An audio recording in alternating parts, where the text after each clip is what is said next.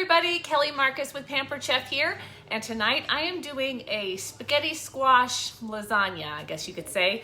I don't remember what they called it when I learned this recipe, but it's a layered spaghetti squash casserole, and it's Italian, so I'm just calling it a lasagna. Anyway, let's tilt you down, and we'll go ahead and make this.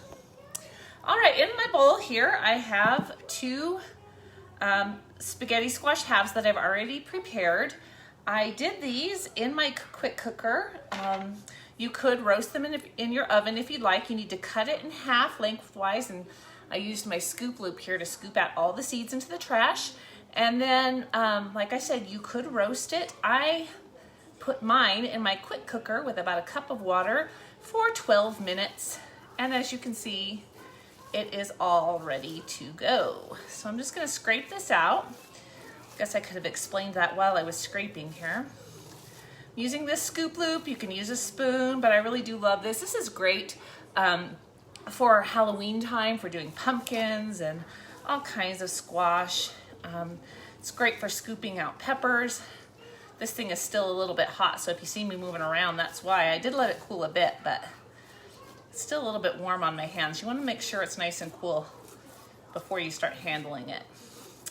All right, looks like we've got that one going pretty good. I'm gonna do making a mess.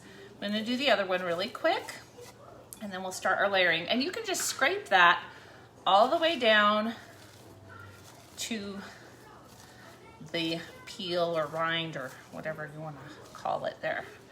All right, like I said, it's pretty hot. And I'm just gonna get this in there real quick. In the comments, tell me if you like spaghetti squash. Have you tried it? Is it something that your family enjoys? What kind of recipes do you use it in? We only eat it a couple times a year. My husband and I really like it. The kids, they like it okay. So we do it a couple times a year. Okay, so we're all scraped up there. And I'm just gonna put these to the side, get them kind of out of the way, and we'll start our layering. I am going to use my rectangular baker here. This is Pampered Chef rectangular baker. This one is just old school, so it's in the cranberry. They come in the gray now, but I love, love, love the rectangular bakers. I've had this one for quite a while. You can see it's starting to get seasoned around the edges. The thing with stoneware, they say the uglier it looks, the better it cooks. So that's not staining, that's just getting nice and seasoned. All right, I'm gonna set that aside for just a minute. Go ahead, and I'm just using just a can of spaghetti sauce. No big deal. I'm using our Pampered Chef can opener to open this up really quick. This recipe just has a few ingredients. It's very simple, but it's pretty tasty and nice for cold fall or winter day.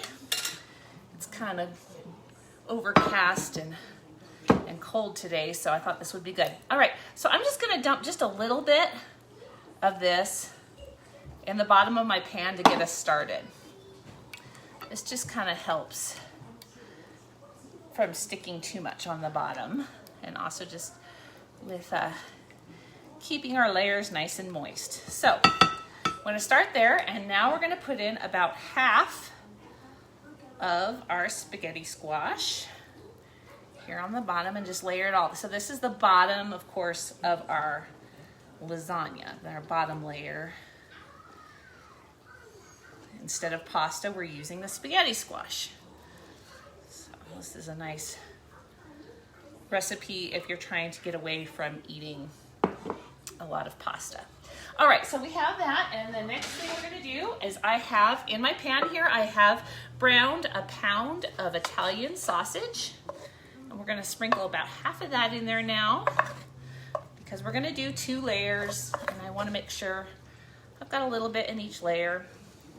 You can omit the meat if you want. I've also done mushrooms, like a good portobellas for this, for a family that I cooked for that was vegetarian, and it was delicious. So you can try that as well. All right, over the top of that, we're going to dump half of what's left of our sauce. Right there. That might be a little bit more than half, but it's all right. This is just a dump recipe. Like I said, really simple. It doesn't have to be perfect.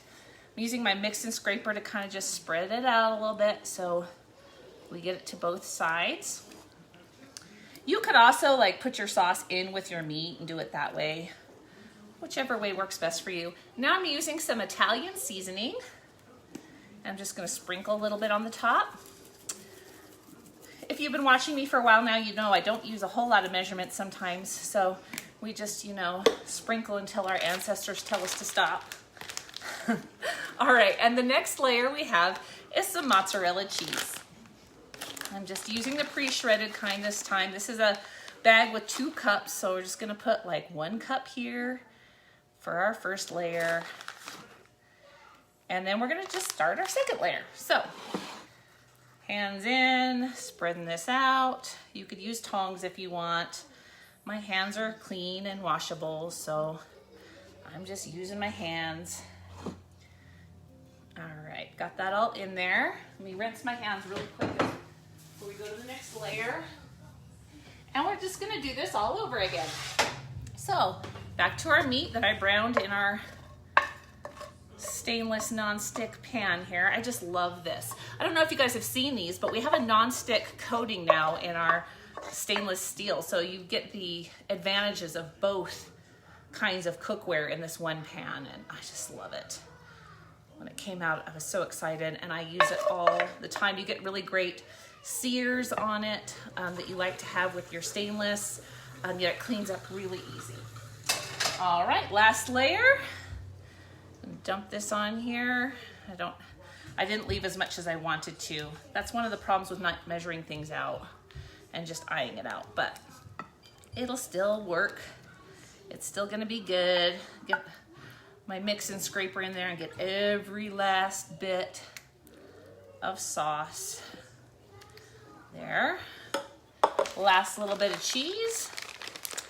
All right, when this is all done, I am going to stick it in the oven at 375 for about 40-45 minutes. Everything's cooked, so really I'm just giving a chance for that cheese to melt and for all of those flavors to kind of, oop, I forgot my Italian seasoning, didn't I? I'm just gonna put it on top. So give a chance for all of these flavors to kind of meld together. And you know, you could put some Parmesan on top of there when it comes out. Some fresh basil, whatever you like, all kinds of things. So I'm gonna serve this with a little bit of Texas toast, and I think it's just gonna really hit the spot tonight. So that's what's for dinner here. What are you having at your house? Hope it's something fun. Happy cooking.